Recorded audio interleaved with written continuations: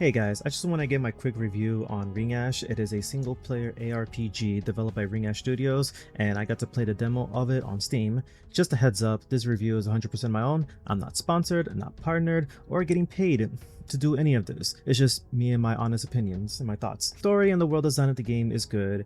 Not much story was told in the demo, but it got me interested. When it comes to the gameplay mechanics, there are some mixed feelings. I do not enjoy the auto jumping that activates when you are above the boss's head. I feel like a disadvantage when you're trying to be more offensive in combat. At the same time, I do not like having the enemies fade in and out of the abyss mode of the game. To me, it breaks the immersion and can be disrupted during combat.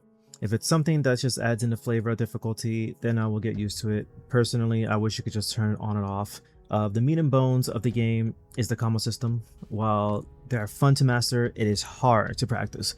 The demo doesn't really give you any room breathing learning new combos, and they have the ranking system where you get to refight the bosses at a higher difficulty, and that alone makes the combos harder to execute. As a gamer who plays MMOs and fighting games sometimes, adding in a target dummy at the home base would improve my ability to be able to, prepare my playstyle without any pressure. The daggers in the game compared to the katana feels less polished. I feel like the game output drops a lot when you are low on resources. The evasion seems useless if you can counterstance, but even the counterstance on its own has issues where it feels unresponsive. So I feel like it comes down to the frame rate, but I will address that later on. Aerial dagger combat feels unfinished.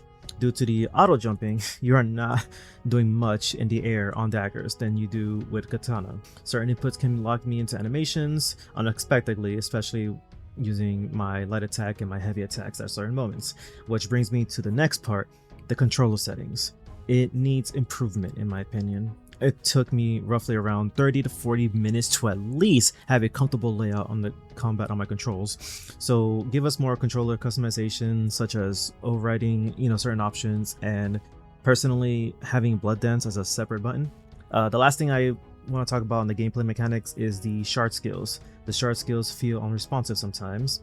Out of all of them, Soul Focus has been the only useful one. Heal comes in second, and that is just until I open up more of the passive skills and I can get a better chance of healing in battle with Battle Dance, to be honest.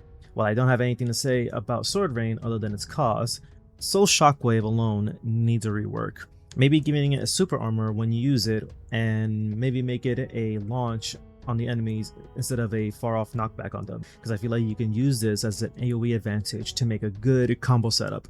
Maybe in the future passive skills can modify your shard skills to be better, for that stuff, but personally I think having the shard skills for me to use them more often is having them under a cooldown system than a soul energy cost. That would fix the issue for me not using them. On the technical side, I want to start off with the UI. While I don't hate it, I feel like I have to be looking everywhere to know what's going on while having to deal with the enemy in front of me.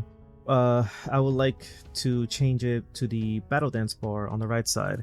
That alone, if you just put it, on the top left corner of the portrait, make it like a blue aura, or adds its own gauge, like a simplified version of the battle dance bar under the health and soul gauges. That would be very helpful. The video settings are also limited. There are screen resolution issues that I was having, and adding more window options like borderless window or borderless full screen, would help, as well as adjusting video quality to help performances. Certain bugs that I've encountered in the demo, such as the in-game camera occasionally falls off on its own, character clip through the terrain going up the stairs, minor frame drops, especially traversing in the abyss mode, and the sound volume that when you have it all the way down, you can still, like the effects, you can hear the rolling going off, as well as weapon swapping and etc. And that's pretty much all I have to say about it. Given to me with Ringash, it shows promise, but needs some fine tuning. Some personal opinions of mine to throw in there just for the heck of it is weapon creativity. I am a dual blades enthusiast myself, so I would like to see that somewhere. Maybe a different character with different weapons, who knows. But that's all I got. Thanks for watching.